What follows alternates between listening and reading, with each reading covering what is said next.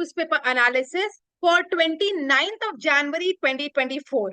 Now, let us start with the today's agenda of the day, where we'll be discussing about the interesting editorial section relating to Uttarakhand Uniform Civil Code to be passed in February. How did it come out about and what can be expected? Then we'll be discussing about some interesting news update, and lastly, the legal news update of the day. Now, the context of this particular editorial is all about the implementation of the Uniform Civil Code, which is happening in Uttarakhand and which is expected to be passed next month, that is February. Now, after multiple extensions, the 5-member committee led by the former Supreme Court Justice Ranjana Prakash Desai is expected to hand over its report to the government a couple of days before the assembly convenes. How did the UCC bill come up and what changes it would be there in the society per se? Let us discuss that. So, the introduction of UCC was a key campaign promise made by the BJP in the lead up to the 2014 general elections. The party promised to create a uniform set of personal laws, like regardless of religion, govern sets of divorce, marriage, inheritance, and adoption. The promises that sustains is in Article 44 of the Indian Constitution, which is DPSP, and states that the state shall endeavor to secure for the citizens a uniform civil code throughout the territory of India. Now, as being the DPSP of the Constitution, it is not enforceable by court, but the principle led them are to be considered as fundamental in the governance of the country. The poll promise was reiterated by BJP in the year 2022. Following the BJP electoral victory, the Uttarakhand government announced the 5-member committee led by former Supreme Court Judge Ranjana Prakash Desai would submit a report with a draft of the bill. The UCC was met with opposition from rival political parties. Congress representatives from the state such as MLA Pritam Singh accused BJP of ignoring its development agenda and instead focusing on disturbing communal harmony and polarizing society. Now, the backlash has been coming from the various Muslim member committees also, and which states that they have made statements against the UCC as well. The report was initially meant to be submitted in November 2022. However, the deadline has been extended multiple times, despite the Chief Minister announcing in June 2023 that the committee has completed its work.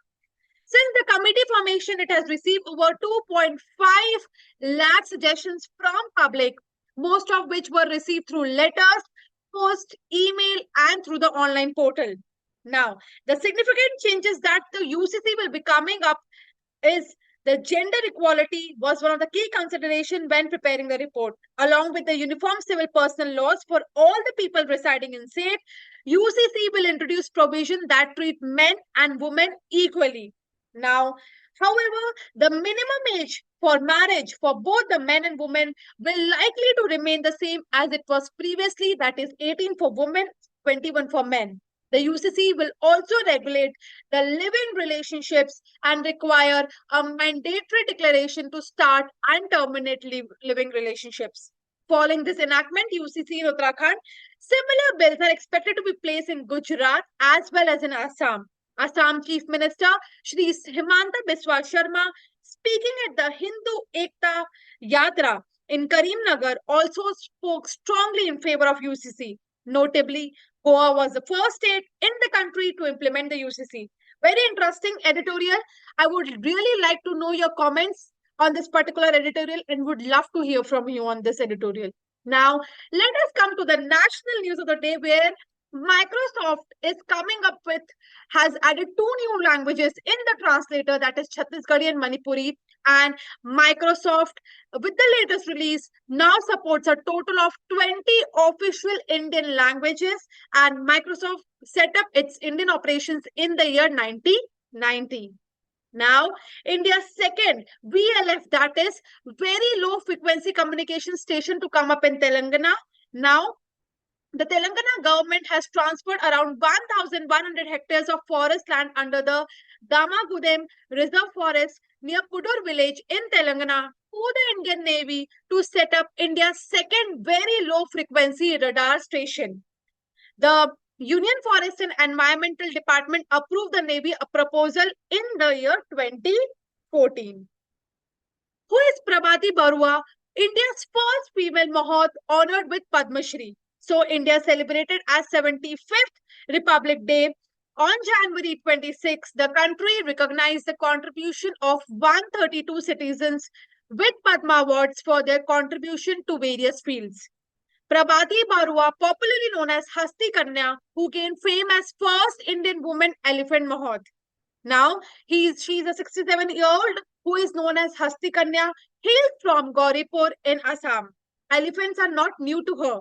She was born into an Assamese Zamindar family with a centuries-old relationship with elephant and started playing with them as a child. In fact, her father, Prakritesh Baruah, is an internationally recognized elephant expert. Now, she rose to notoriety throughout the years, becoming the subject of a BBC documentary titled Queen of the Elephants. Science Ministry announces first recipients of Vaibhav Fellows. Now, a scheme meant to attract Indian origin scientists based abroad for short-term collaboration.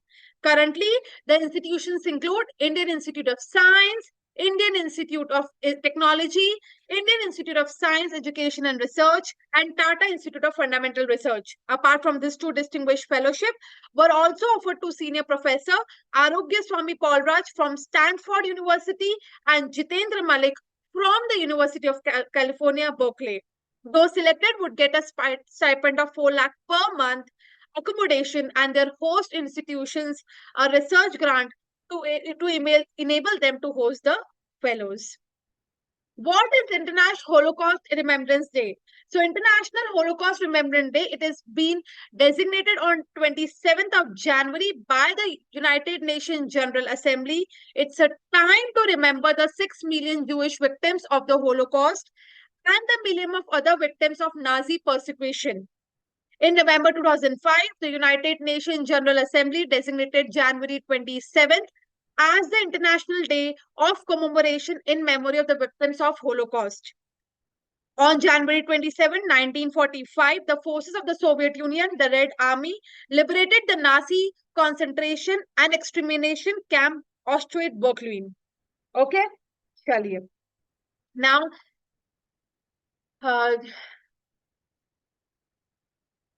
Chamari, Athapaththu, and the Cummins received top honors, and they have been designated as the ICC Men Cricketer of the Year and an ICC Women ODI Cricketer of the Year. And these two trophies has been designated. Apart from that, ICC Men's ODI Cricketer of the Year is Virat Kohli from India. ICC Empire of the Year is Richard Ellingworth, which is again from India. And ICC Men's Test Cricketer of the Year, Usman Khwaja from Australia. After 3 years of Mars, NASA Ingenuity helicopter mission ends, and NASA history is making. Ingenuity Mars helicopter has ended its mission at the red planet after surpassing expectations and making dozen more flights than planned. The first aircraft on another world operated from the Martian surface for almost 3 years, performed 72 flights, and flew more than 14 times farther than planned. So it has now ended. Public interest litigation can't be entertained when it raises personal grievance, which is coming up from the Honorable Supreme Court, where the Supreme Court has dismissed the PIL, which sought directions to implement the recommendations of the Niti Aayog on streamlining medical research in India. The bench led by Chief Justice of India, Honorable T.Y. Chandrachud Justice, observed that the petitioner, renowned cardiac surgeon Dr. K.M. Cherian, was also seeking to espouse his personal cause in the PIL, which was impermissible, and the case name is K.M. Cherian versus Union of India and another. Next, we'll be talking about the interesting update which is coming from the Bombay High Court, which held that the issue of voidness of a bequest under Section 67 of the Indian Succession Act in a will due to the beneficiary being the spouse of the witness is outside the jurisdiction of the Testamentary Code. Where the court has discussed Section 67 of the Indian Succession Act 1925 and rejected an application filed by the daughters of the deceased man seeking to add in testamentary suit an additional issue pertaining to voiding the bequest to the son of the deceased as the daughter-in-law was the witness to the will. And the case name is Cecilia Renault de D'Souza versus Ruby Cyril D'Souza and another. Thank you so much for watching the TNA. Your, like, share, and subscribe means a lot to us. If you like this video, do share with your friends and family members. Thank you so much for watching. Take care.